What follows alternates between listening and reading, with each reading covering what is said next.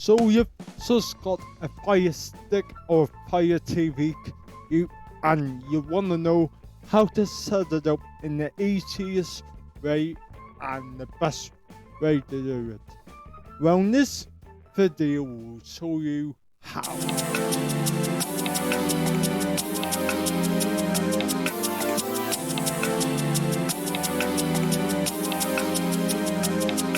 Okay, so we're ready to set up our Fire TV Stick or Fire TV Cube. The first thing you need to do, if you haven't created one already, is to create an Amazon account. So what you do is go on to your local Amazon website, being at amazon.co.uk or amazon.com or whatever, and just sign up for an Amazon account. Once you've done that, or if you've already done that, power on your device and then you'll see something like this. Now mine says Fire TV Cube, since this is a Fire TV Cube, but for you it might say Fire TV Stick, or it might only say Fire TV if you have an actual Fire TV. So all we're basically gonna do is we're gonna push the play pause button on our remote to proceed. Then it will allow us to choose our language. So I'm gonna select English United Kingdom since I am in the UK.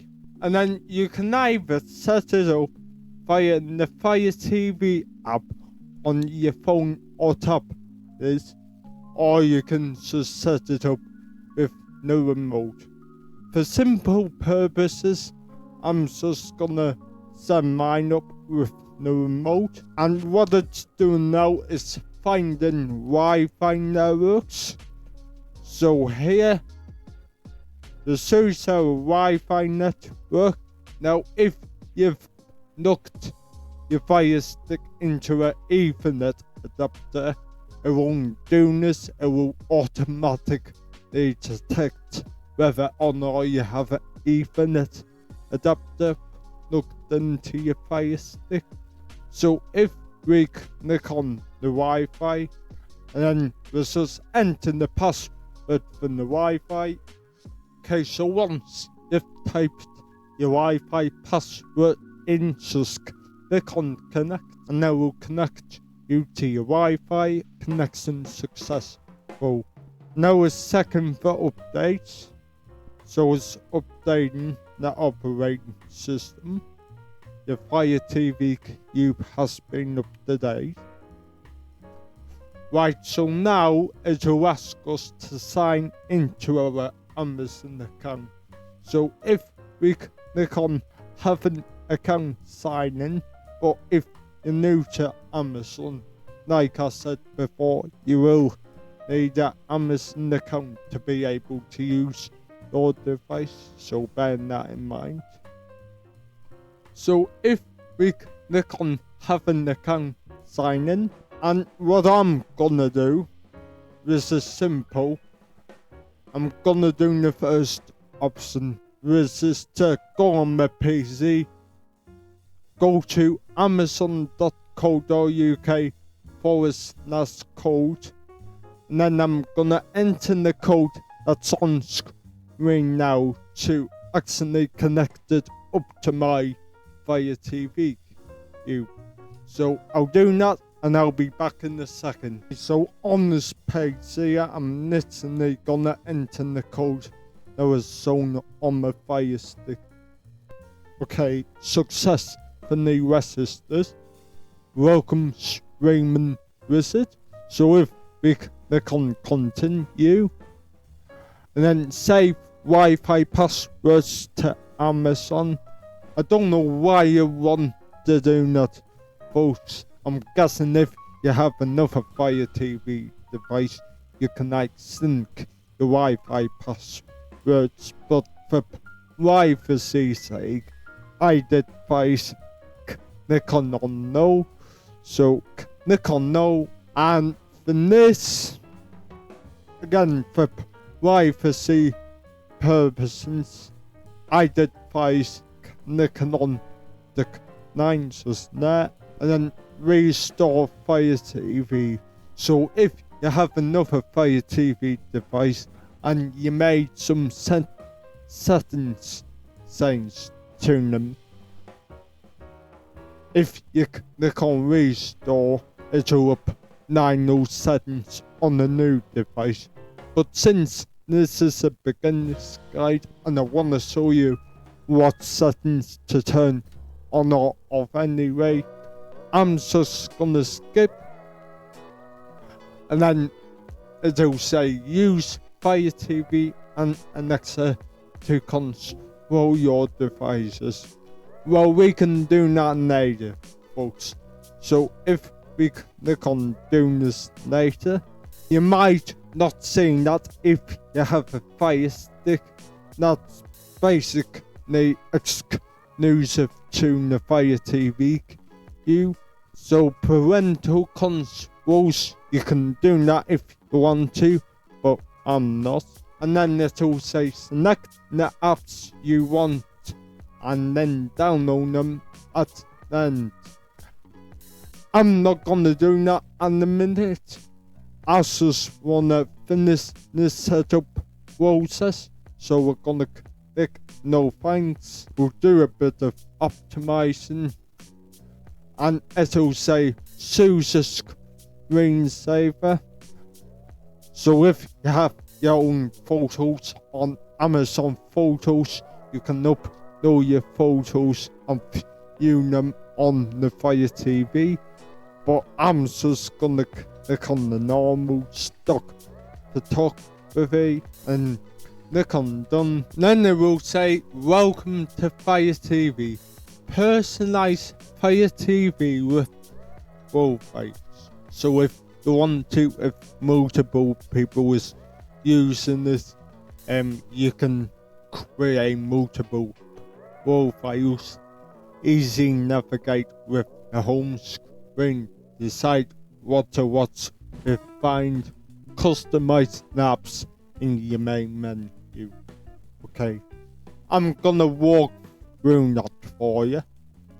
So if we click on our profile, and guys, welcome to Fire TV. This is it. As you can see, you have a big advert at the top. You have your favorite apps here, and yes, you can customize these. You've got the home section. If you push down, you'll see all these recommendations from Prime, YouTube and Netflix, BBC iPlayer, depending on where you are in the world. Recommended apps, so if you want to get stuck into your apps, for me, you can do that. Recently used apps, new films, originals and exclusives, films for you, documentaries. You get it, folks. Basically, that's the home screen. We've then got the live TV tab. Now if we push them down, we can actually watch live TV on there. So these are actually built into the Fire TV. Depending on where you are in the world, you will be able to watch TV channels without even having to install any apps, folks. So that's that.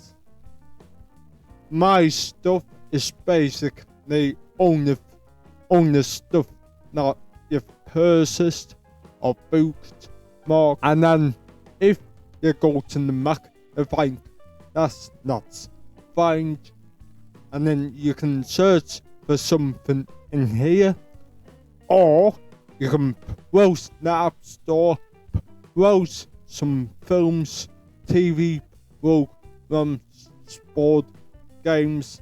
You even have some additional categories here, folks. But what I wanna go through you now is settings that you should change on your Fire Stick before you play your movies, TV shows, or whatever you do on your Fire Stick. I highly recommend you change these settings first. So from the home screen here, this is gonna go along to our settings, which is the gear over on the right. Now if we push down, first thing we've got is notifications. Now if we click on notifications, I have none at the minute. But what we're gonna do here is we're gonna click on the 3 lines. I like to call that the hamburger menu. So if we click on the hamburger menu, you'll see this option come up, settings. Now if we click on settings, and then here it will bring us here, do not interrupt. Now to me, notifications are annoying on the Fire Stick, and they can cause lag and could overheat your device, folks. So I'd advise, if you turn on do not interrupt, that will basically eliminate any applications that's making the connections trying to push notifications to you. Now if you go down to app notifications, you can turn these off as well. So Alexa notifications, I'm gonna turn them off. If we go back again, now as notifications, we have display and audio. Now if we click on that, there's a few things we're gonna do in here. So first of all, screensaver. We're gonna go into that, and this is basically gonna scroll down to start time, and we're gonna click on never.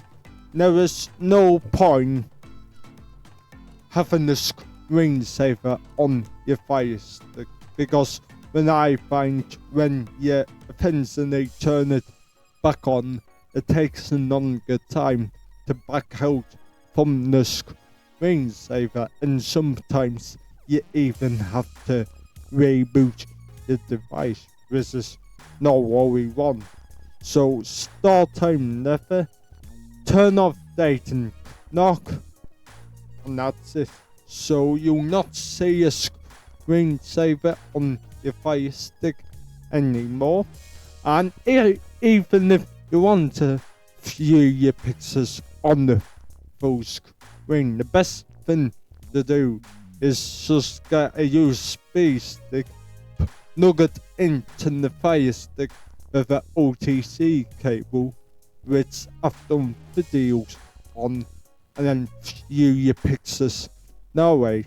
So if we click on back, and if we click on display and video resolution, make sure that is on automatic, folks, as that is the best setting. So if you plug it into different TVs, it will optimize the quality for you, which is very, very nice.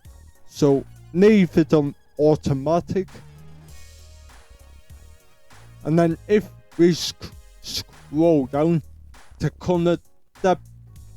Now if you have a modern day TV, you can experiment with 10 bits, 12 bits to get better color, but since I'm only recording this off of a capture card, I'm gonna leave it on 8 bits. But if you find these cores like dotty colours, like the colours don't show white or anything like that, just use 8 bits is the safest option. So if we click on back, now if we click on color format, leave it on automatic, calibrate display.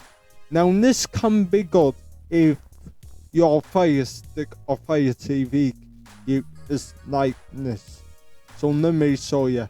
If you have this where it shows up the border on your device, just use the ring on your remote to get it right until you don't see the black border.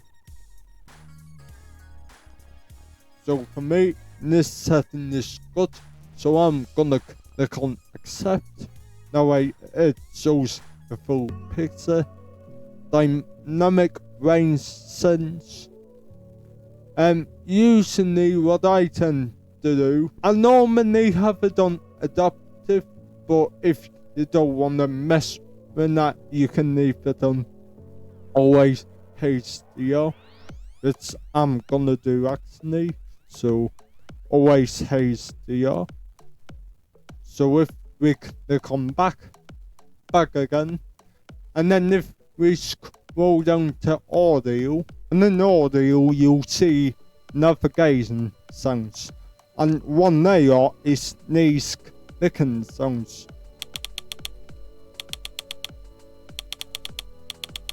And to be honest, I find them annoying. Not only do they make that horrible clicking sound when you're scrolling through the menus, and also it takes up processing power, and I find turning this off not only saves you from having a headache, but also prevents lag on my Fire TV cube. So if I turn that off, you'll not hear that clicking sound anymore. And it might be just me, but I notice a performance difference when they are off as well. So keep them off. There's literally no reason to have them on. Surround sound, always have that on best available. That way it'll automatically match your surround sound. If we click on back and click on advanced audio, volume leveler, dialogue enhancer, I tend to just leave these off because it literally makes no difference to the audio I find, so I'll just leave them off. If we click on back, now let's AV sync tuning. Now this is very important. Now if we go into this, as you can see, you get the circle now bouncing on the platform, and you'll hear a beep. Listen. And that beep is basically telling you whether it's in time when the bowl or not. So for me,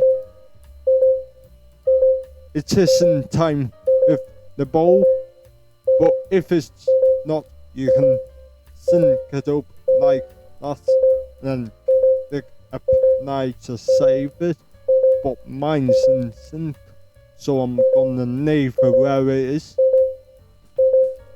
So if we click on back again, and if we scroll down to HDMI CEC device control, listen, basically, if you plugged your Fire Stick into your TV, you can actually use your TV remote on your Fire Stick. This is very cool. But I've just plugged it into a capture card, so I don't need this. So I'm gonna turn this off. So if we click on back, and if we scroll down to applications, and if we click on Silk browser, this is basically the web browser from the Fire Stick. So I want to make sure you guys have the right settings for this as well. If we scroll down to privacy and security, we want to turn on send a do not track request. So if we turn that on, now basically will stop websites from tracking your folks, which is very cool. You can also manage this in the settings with a custom DNS, and if you enter a custom DNS, it'll block ads for you when you're on websites, and that which is very handy, which I might do a separate video on. But for now, we've only turned on that setting. So if we click on back, and then we go down to App Store. Now automatic updates should really be left turned off, because you can manually update it when you have the time, and again it saves background processes on your Fire Stick and that. So I'd advise turning automatic updates off.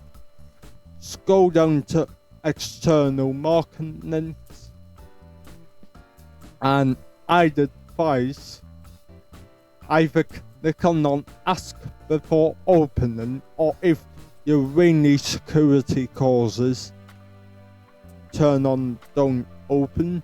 So I'm gonna do that actually. I'm gonna send that to don't open. In that purchases, so if you like to purchase movies, TV, shows, anything like that, you can keep it turned on. But I don't purchase anything on my Fire Stick, so I'm gonna leave it turned off. And notifications, I'm gonna turn that off. Okay, so if we click on back again, if we click on remotes and Bluetooth devices, click on Amazon Fire TV remotes, and we want to make sure under our Fire Stick remote that our battery says okay. If it says bad or no battery, that means you'll have to change batteries to your Fire TV remote. So make sure the battery says okay, then click on back. Then in here you can pair Bluetooth devices to your Fire Stick. So say if you have games controller, even your mobile hearing aids or other Bluetooth devices like headphones, for example, you can easily pair them from in here. So if we click on back and we head down to preferences, now this is very important, folks. So if we click on parental controls, you can turn this on if you want to, and you'll have to set up a pin. So if you have small children in the house, you can do that, but I'm not gonna do that. Privacy settings. Now this is very important, folks.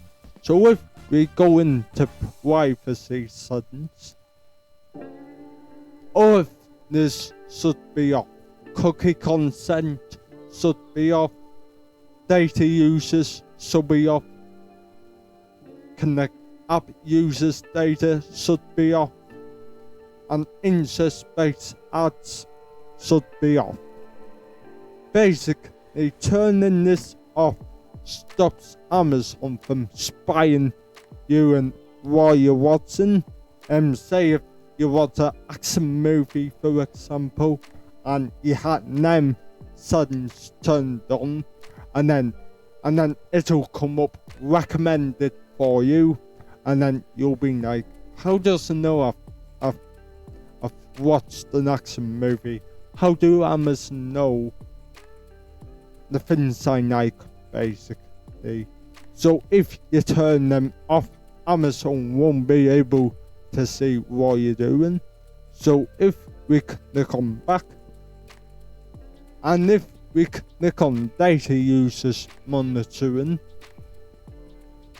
we need to turn off data users monitoring, and still watching again.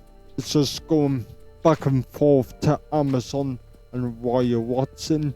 So if we click on turn off, that'll prevent Amazon to spy on what you're watching, basically. So if we're back holding that and click on feature content. So the reason why we want to turn this off is, you know, that big ad I was on about earlier when we were on the home screen and that. Sometimes they automatically place trainers for you and stuff without even you clicking on anything. So turning both these off prevents Amazon basically shoving more content right in your face and making you watch something you don't want to watch. So I'd recommend turning these off. It also saves bandwidth. So if we click on back,